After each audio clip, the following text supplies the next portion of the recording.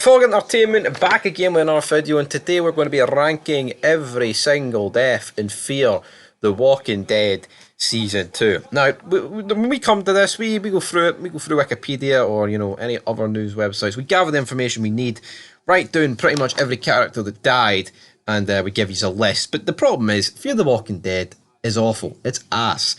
I'm not wasting so much time with that. Now, I actually got 29 names, and to actually put a face to these names is pretty much impossible. So what we're going to do is just rank them best we can. So starting in last place, we have got the wedding party guests. They were killed in a flashback, the doors were locked, they were ate alive. Moving on, shall we? Up next though, we have got Thomas Abigail. He had a boat, Strand had to get to him. By the time Strand got to him, he was bit and he died in his wee blue pyjamas. That's all I've got to say about him. Up next, we have got the group of Ian, Tom, Michael, Alan, Ben, Brennan, and Reed. And honestly, and Connor as well. This was about a group of 7 people, of course, but like the early antagonists of this season. They all just die via like gunshots. There's nothing insane that goes down here, in all seriousness. It just sucks. Up next though, we've got the Geary family. We've got the daughter and the wife. Of course, the daughter ends up taking the pills, the wife gets bit, the father stays behind, and then the son manages to rescue his brother from being kidnapped by the group, because yes, how much a great idea would it be to take this kid away from the rest of his family that might have actually cared about him.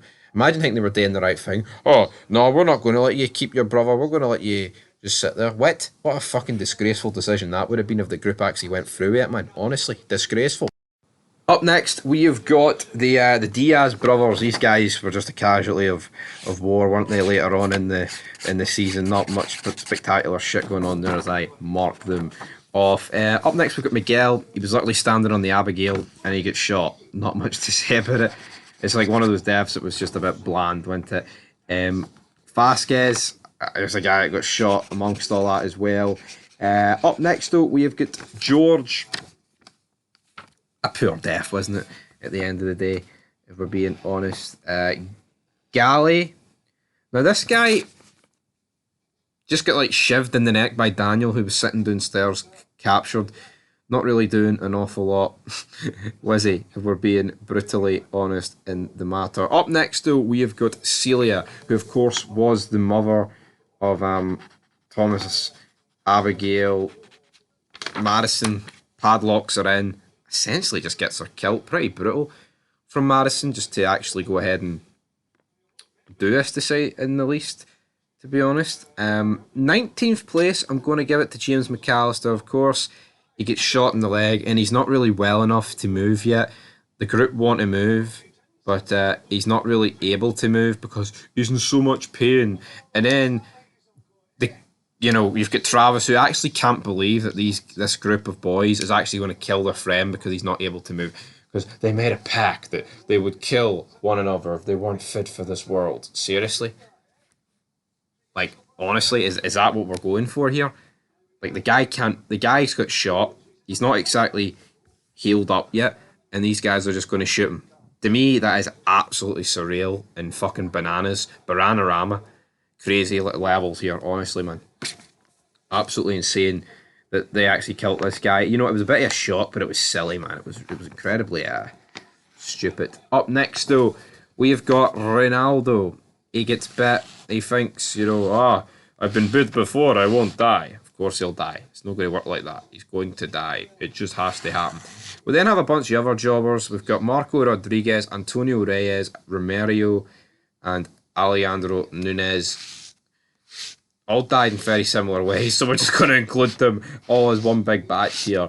Because why the hell not? And then that leaves us with only 4 more deaths on the show. In 18th place, in 18th in terms of chronological order, but 4th overall, I'm going to give it to Elias Suarez.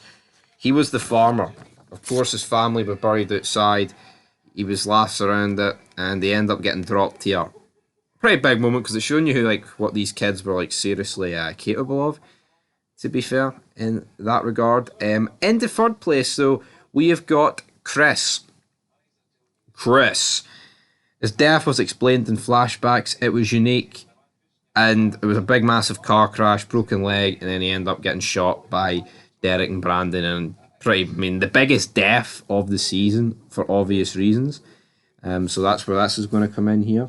And then into our top two, the two guys that killed him, Derek and Brandon. And of course, Travis just battered these two guys to death. So as much as I would like to sit here and say, well, differentiate between the two of them, I'm kind of just going to have to rank it as a joint number one because they got battered to death by Travis in the same scene.